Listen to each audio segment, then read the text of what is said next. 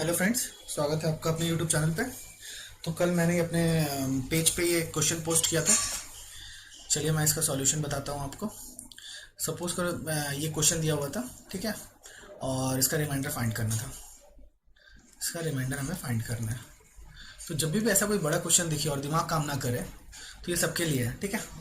आप क्या करो, इसको छोटे छोटे पार्ट्स में ब्रेक कर दो, क्योंकि छोटे छोटे पार्ट से फिर पूरे क्वेश्चन को अचीव करना ज़्यादा आसान हो जाता है। तो आपको क्या करना है, देखो ये देख रहे हो आप, 2 का पावर 100 है, ये क्या है 2 का पावर 200, ये क्या 2 का पावर 300, कहाँ तक गया, अप टू 1600 तक, ठीक है। तो सबसे पहले क्या करो, इस छोटे वाले को टारगेट करो और देखो यहाँ पे क्या हो रहा है, यहाँ पे क्या रिमाइंडर बच रहा है। तो 2 का पावर 100 अपॉन 7 करते हैं। इसको आप टोशन मेथड से भी निकाल सकते हो, या सबसे ज़्यादा अच्छा इजी दो मेथड है इसका, टोशन मेथड से भी कर सकते हो आप इसको। जिसको टोशन मेथड से करना है करो। मैं क्या करूँगा यहाँ, मैं करूँगा 7 के टेबल, मतलब 2 का टेबल पढ़ूंगा, इस 2 का 2 के पावर को काउंट करूंगा। टेबल मीन्स पावर के काउंट करूंगा, 2 का पावर 2, 2 का पावर 3 ऐसे देखूंगा कि जो 7 के करीब आ रहा है। मैं क्या देखता हूँ कि 2 का पावर 3 7 के करीब आता है। 2 का पावर 3 क्या होता है, 8। अच्छा, 2 का पावर 100 को मैं क्या लिख सकता हूँ, 2 का पावर 3 इंटू 2। इसमें किसी को प्रॉब्लम नहीं होना चाहिए। 3 इंटू 33 दैट इज 99, और यहाँ पे 2 का पावर 1 है, 99 प्लस 1 दैट इज 100, ठीक है, अपॉन 7। अब क्या करता हूँ, ये 2 का पावर 3 को हम क्या लिख सकते हैं, 8। ये क्या होगा, 8 का पावर 33 इंटू 2 अपॉन 7।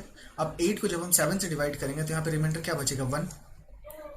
ये डायरेक्ट समझ में आ जाना चाहिए। अब 8 का पावर 33 इंटू 2 अपॉन 7, 8 का पावर 33 को क्या लिख सकते हैं, 7 प्लस 1 का 33 इंटू 2 अपॉन 7, 1 का पावर 33 इंटू 2 दैट इज 2 होगा रिमाइंडर, ठीक है।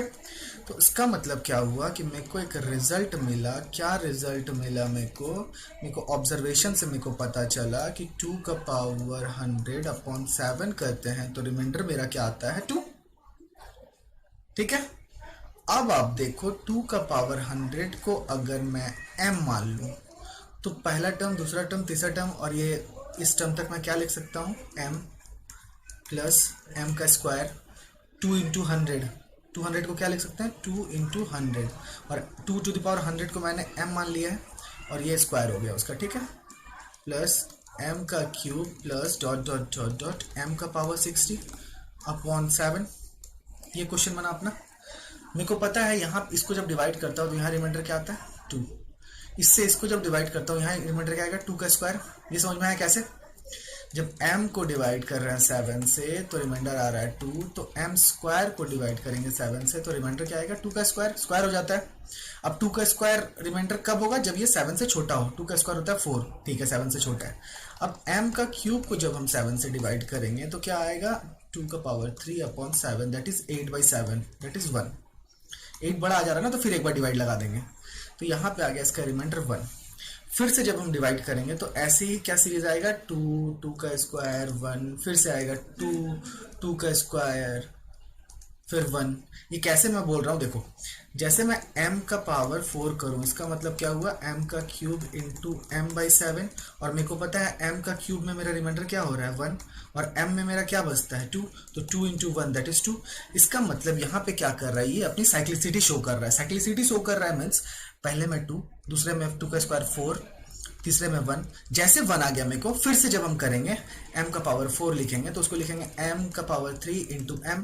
इसी तरह m का पावर 5 को क्या लिखेंगे, m का पावर 4 इंटू m, और m का पावर 4 में मेरा 2 आया था रिमाइंडर, और m में 2 आता है, 2 इंटू 2 4, ठीक है। तो इसका मतलब हर 3 वैल्यू पे इसके रिमाइंडर क्या हो रहा है, 1 4, नहीं ये 2 है ना, 2 4 और 1, ठीक है। तो अब मैं इस क्वेश्चन को ध्यान से देखो, देख लिया इसको आपने। चलो अब मैं नेक्स्ट पेज बदलता हूं तो मैं क्या देख रहा हूं यहाँ पे कि m plus m square plus m cube dot dot dot dot m का पावर 60 अपॉन 7।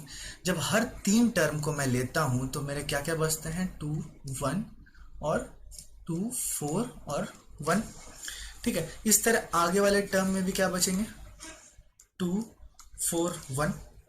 अच्छा, 3 का पेयर करते हैं, ठीक है। यहाँ देखो 3 का पेयर हो रहा है, 1 2 3, पावर क्या है, 1 2 3। अब देख रहे हो 3 का पेयर। अच्छा इसमें टर्म कितने बनेंगे, m का पावर 60 है, स्टार्टिंग टर्म क्या है m का पावर 1, तो टोटल टर्म कितने हो गए 60। और हम पेयर अप कितने कितने का कर रहे हैं, 3 का कर रहे हैं, तो 3 का पेयर कर रहे हैं, तो ये पूरा पूरी डिवाइड हो जाएगा 20। मतलब ऐसे कितने पेयर्स बनेंगे टोटल, 20 पेयर्स बनेंगे।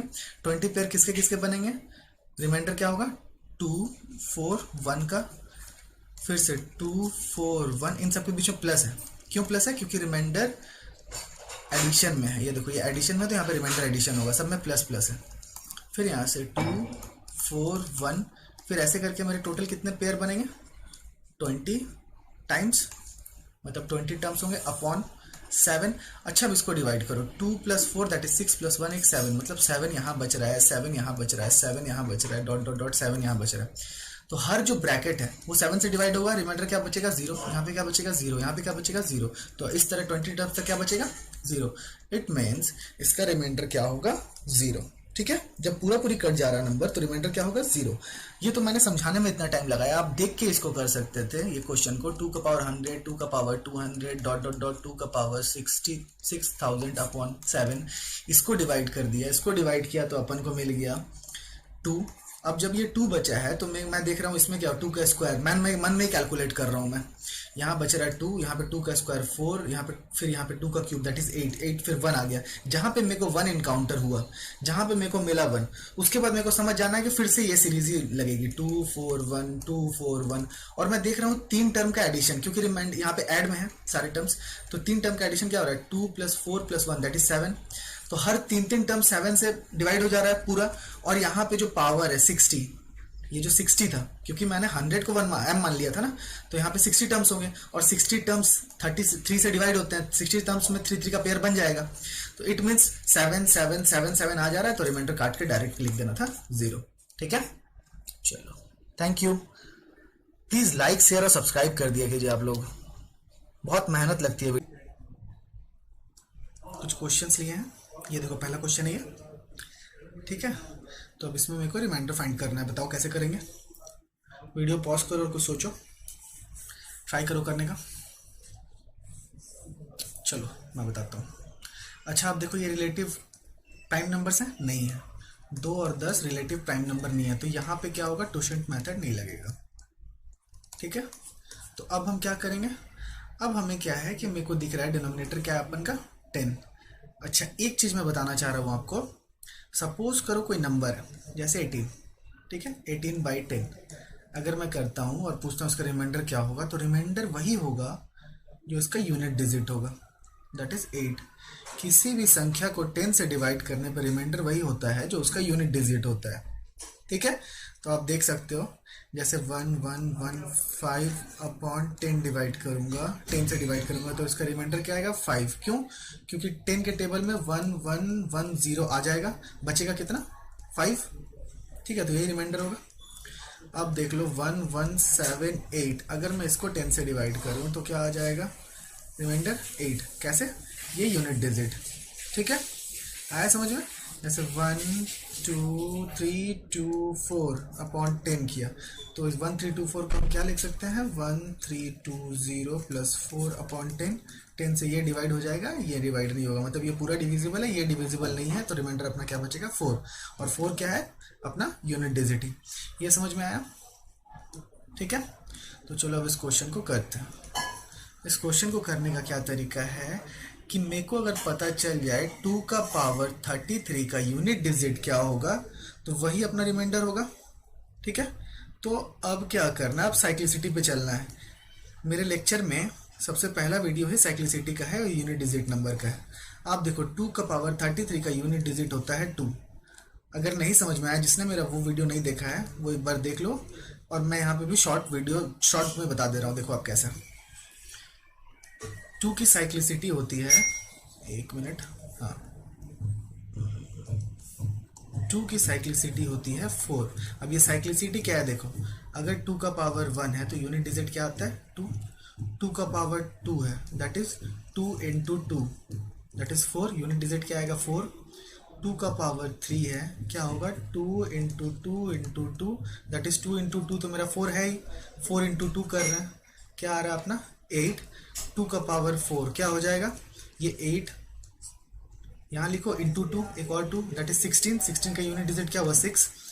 अब फिर से 2 का पावर 5 करोगे तो यहाँ पे क्या लिखोगे 6 इंटू टू, दैट इज 12। 12 का यूनिट डिजिट क्या हो गया 2। अच्छा यहाँ पे 16 मैंने इसलिए नहीं लिया क्योंकि मैं जब भी मल्टीप्लाई करता हूँ तो यूनिट डिजिट अपने दोनों यूनिट डिजिट पे डिपेंड करते हैं। जैसे मान लो 16 इंटू 17 हम लोग मल्टीप्लाई कर रहे हैं तो मैं बोलूँगा यूनिट डिजिट क्या होगा, तो मेरे को डेसिमल मतलब 10th प्लेस के डिजिट से कोई मतलब ही नहीं है, मैं बस यूनिट डिजिट का मल्टीप्लिकेशन करूंगा, जो भी डिजिट आएगा उसका यूनिट डिजिट ही हमारा आंसर होगा। 7 6 42, 4 तो मेरा 2 ही आंसर हो जाएगा यूनिट डिजिट। अच्छा ऐसा क्यों होता है ये देख लो, 7 6 42, 4 7 1 7 प्लस 4 दैट इज 11। ये जो क्रॉस मार्क कर रहे हैं ना, ये क्रॉस मार्क हम लोग बचपन में सीखे हैं क्रॉस मार्क करना, और यहाँ पे आ जाएगा 16।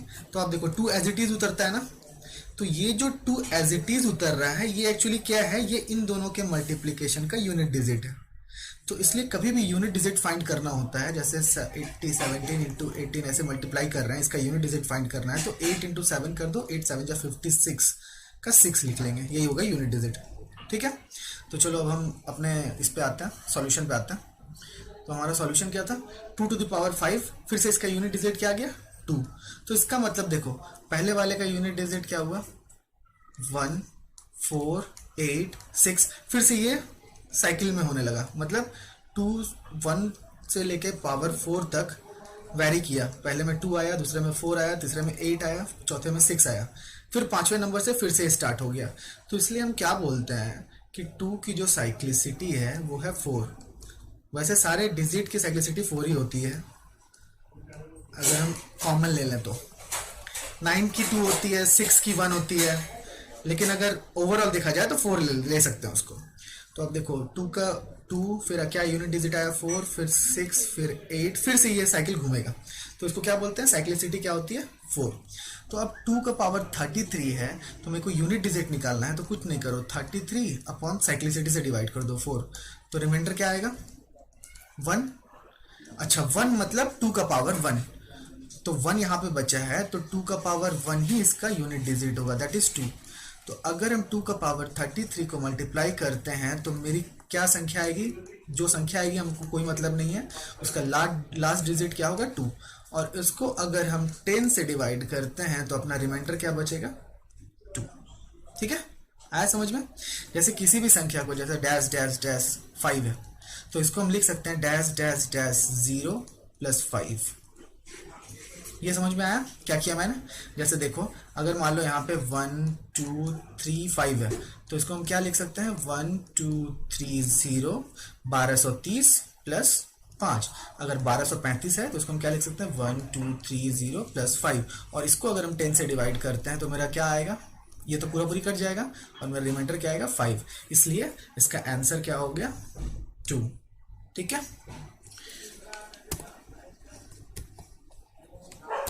चलो नेक्स्ट क्वेश्चन पे चलते हैं। एक्चुअली बड़ी वीडियो सपोर्ट नहीं करता है, बड़ी वीडियोस डिस्टॉर्ट होने लगते हैं यूट्यूब पे, इसलिए मैं छोटी छोटी वीडियो बनाता हूँ।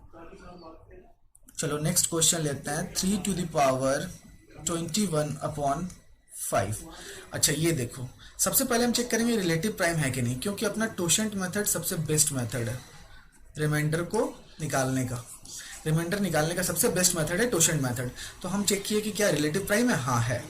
ठीक है, अच्छा अंतर 1 है कि नहीं, नहीं है। मेरा प्रीवियस वाला वीडियो में अगर अंतर 1 होता तो ऑड या इवन देख के, पावर ऑड या इवन देख के डायरेक्ट आंसर लिखते हैं। ठीक है, अगर पावर ऑड रहता तो ये जो ऊपर वाला नंबर है वही आंसर हो जाता है, अगर इवन रहता तो 1 होता है आंसर। लेकिन मैंने चेक कर लिया 1 है, नहीं है। अब क्या करो 5 का टोशेंट निकालो। 5 क्या है, प्राइम नंबर है। 5 का टोशेंट क्या हो जाएगा 5 - 1 दैट इज 4। ठीक है, अब क्या करना है, जो टोशेंट वैल्यू निकलती है उससे मेरे को ऊपर वाले से कोई मतलब नहीं है, मैं पावर को देखता हूँ। अब मैं पावर को डिवाइड करूंगा 21 अपॉन 4, डिवाइड किया, कितना बचा रिमाइंडर 1। 1 जो आया है मैं इसको पावर से रिप्लेस कर दूंगा, जैसे 3 का पावर 1 अपॉन 5। 3 का power 1 upon 5 that is 3/5, reminder क्या होगा अपना 3। ठीक है, ओके। चलिए नेक्स्ट क्वेश्चन देखते हैं। सेम यही क्वेश्चन है, अब 2 का पावर 31 अपॉन 7। ठीक है, 2 का पावर 31 अपॉन 7 मैंने देख लिया ये क्या है, रिलेटिव प्राइम है। अब इन दोनों के बीच का अंतर चेक कर लिया, 1 नहीं है, 1 रहता तो डायरेक्ट आंसर लिख देते। चलो 1 नहीं है तो फिर क्या करेंगे, टोशेंट वैल्यू 7 का टोशेंट वैल्यू क्या होगा 6, क्योंकि 7 क्या है प्राइम नंबर है। अब 6 से क्या करेंगे, इसके पावर को डिवाइड करेंगे, 31 6 से डिवाइड किया, 6 5 जा 30, रिमाइंडर कितना बचा 1। अब इस 1 को रिप्लेस कर देंगे 31 पे, 2 का पावर 1 अपॉन 7, रिमाइंडर क्या बचेगा अपना 2। ठीक है।